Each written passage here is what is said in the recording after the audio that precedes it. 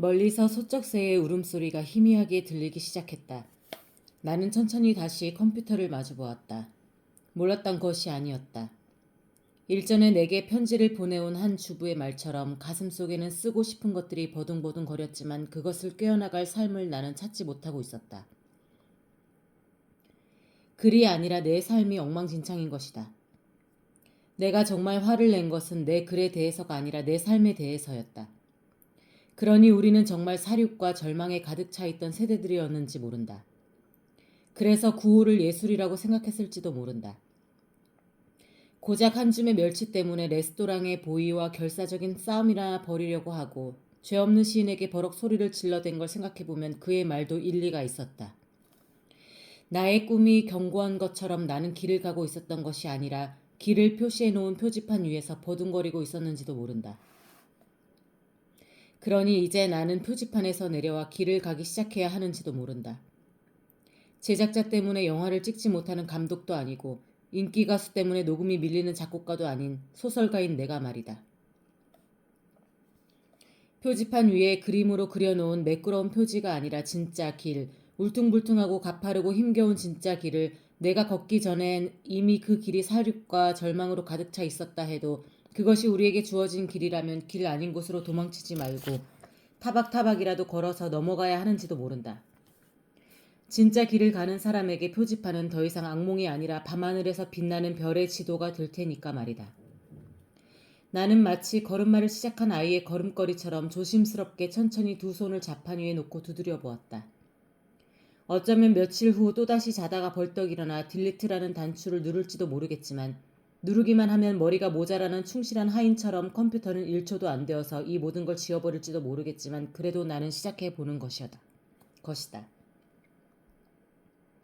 내가 꾸는 그 악몽 같은 꿈들, 꿈에서 깨어나도 괴로운 90년대의 사람들, 그리하여 이제 90년대라는 금 밖에 서서 나는 다시 들여다보는 것이다. 우리의 꿈조차 지배하면서 아직도 건재한, 추억보다 선명하게 남은 배경들, 햇셀을 읽고 김동리도 읽고 바르뜨와 바슐라르도 읽었지만 구호가 바로 작품이라고 생각했을지도 모르는 사륙과 절망만이 가득한 그때 그 배경에 서 있던 그들, 젊었던 그들에 대하여 정녕 그것은 그저 꿈을 꾸던 사람들에 대한 꿈일 뿐일까.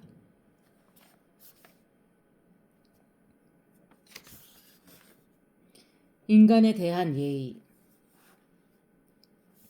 데스크가 변덕을 부린 것이 이해가 갈 만큼 이민자는 확실히 매력적인 여자였다. 그녀가 한국에 오면 거처하곤 하는 경기도 남쪽의 어느 얼음으로 찾아갔을 때 그녀는 마침 아침 산책에서 돌아오고 있었다. 키가 1m 55cm쯤 될까, 생머리를 질끈 하나로 묶고 풀을 먹이지 않은 부드러운 아이보리색 광목 바지에 가지색 순모 스웨터를 풍성하게 걸친 그녀는 들꽃들이 싱싱하게 피어나는 마당에 서 있었다. 변덕이 심한 봄 날씨가 이어질 무렵이었다. 며칠은 마치 초여름처럼 성급하게 더워서 그저 별 생각 없이 재킷을 잡지사에 걸쳐놓고 블라우스 차림으로 취재에 나섰던 것인데 차에서 내리자마자 섬뜩한 한기를 품은 바람이 사정없이 몰아쳐와서 그 집 울타리 한켠에 서 있던 라일락의 보랏빛조차 입술이 파랗게 질린 것 같게 느껴졌다. 집 뒤쪽 가까운 골짜기의 뽀얀 봄빛도 생나무 울타리 한켠에 선 수양벚나무의 환한빛, 산 목련나무의 눈부신 백색, 겹번나무의 소박한 분홍빛조차도 아직 차가운 봄바람 앞에서 그저 가엾이 떨고 있는 듯 보였다. 하지만 그 나무들 앞에서 우리를 맞이하는 그 나무들보다 키가 작은 왜소한 몸집의 이민자는 마치 그 바람 속에서 혼자 피어난 들꽃같이 꿋꿋하고 맑아 보였다.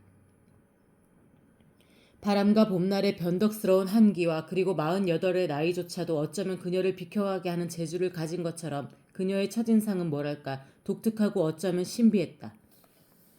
그건 그녀가 우리 사진기자와 나를 맞아들였던 마치 동화에서나 나올 것 같은 아주 독특한 통나무집이 주는 인상 때문이었는지도 모른다. 넓은 나무 마루는 오랫도록 들기름이라도 먹인 듯 은은하게 검정 고동색으로 빛났고 지금은 불이 꺼진 벽난로 위에는 그녀가 그린 그림이 놓여 있었다. 서너 살 배기의 여자아이가 둥그렇고 푸른 지구 위에 가부좌를 틀고 앉아있는 그림이었다. 내가 엉거주춤 서서 그림을 들여다보는 동안 이민자는 향기가 아주 독특한 차를 내왔다. 무슨 들풀을 지겨 놓은 것 같이 쌉스름한 맛이 느껴지는 차였다. 한 달 동안 이 차만 마시고 지낸 적이 있어요. 인도에서요. 저의 명상 스승이셨던 마카오타 미르혼지께서 직접 만들어주신 거죠. 마음을 깨끗하게 하는데 도움이 됩니다. 우리에게는 거친 직조의 결이 도톨도톨 느껴지는 무명방석을 내어놓고 그녀 자신은 맨발로 마룻바닥에 앉으며 입을 열었다. 그제야 나는 가방 속에서 취재 수첩을 꺼내들었다. 그제야 수첩을 꺼낼 만큼 나는 그 집과 그녀의 독특한 분위기에 압도당하고 있었다. 죄송합니다. 스승이라는 분의 성함이 하고 말하다가 나는 입을 다물었다.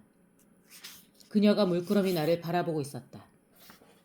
책을 읽지도 않고 찾아온 건가 하는 기자로서의 예의 없음에 대한 의아함 같은 게 그 눈빛 속에 담겨 있어서 나는 황급하게 덧붙였다. 저 책을 읽었는데 스승 이름이 금세 떠오르지 않네요. 익숙한 이름이 아니라서. 죄송합니다. 마, 가, 호, 타, 미, 르, 혼, 지. 머뭇거리는 나를 향해 스승의 이름을 말하면서 그녀는 마치 석굴암의 불상에 새겨진 것처럼 엷고 환한 미소를 띄었다. 나는 그녀가 스승의 이름을 발음하는 동안 고개를 숙이고 그것을 취재수첩에 적으면서 내 스승도 아닌데 그 괴상한 이름을 내가 외울 게 뭐야 하고 생각하던 참이었다. 괜한 생각이었을까. 취재수첩에서 눈을 떼고 고개를 들었을 때 그녀가 나를 향해 아직도 짓고 있던 그 미소 속에 사람을 꿰뚫어 보는 힘이 느껴져서 나는 좀 무안해졌다. 이미지도 없이 이름만 강요하는 것 같네요, 내가. 어떻게 말이라는 것으로 그를 설명할 수 있을까요? 그녀는 나의 무안함을 다시 꿰뚫어 보듯이 말했다. 말소리는 따뜻했고 표정은 부드러웠다. 그때 그녀의 표정은 만일 표정이라는 것을 이렇게 분류해도 좋다면 뭐랄까 식물 성분의 냄새가 나는 것이었다. 파초 잎에 파르르 바람이 불어가는 것 같고 그 위로 비가 내리는 것 같은 표정. 넓은 뜰 가운데 혼자 서 있어도 그것으로 모든 것이 이미 충족된 모습이라고나 할까. 나는 내가 그녀의 이국 생활에 대해 괜스레 거부감을 가지고 온 것을 후회했다. 작고 가느다란 눈매, 납작하지도 높지도 않은 코, 얇은 입술. 그녀도 나같이 그저 한국인이었다. 나는 쌉스름한 냄새가 풍기는 차를 얼른 마셨다. 스승이 인도 사람이든 미국 사람이든 그녀는 이제 고국에 돌아와 있는 것이다.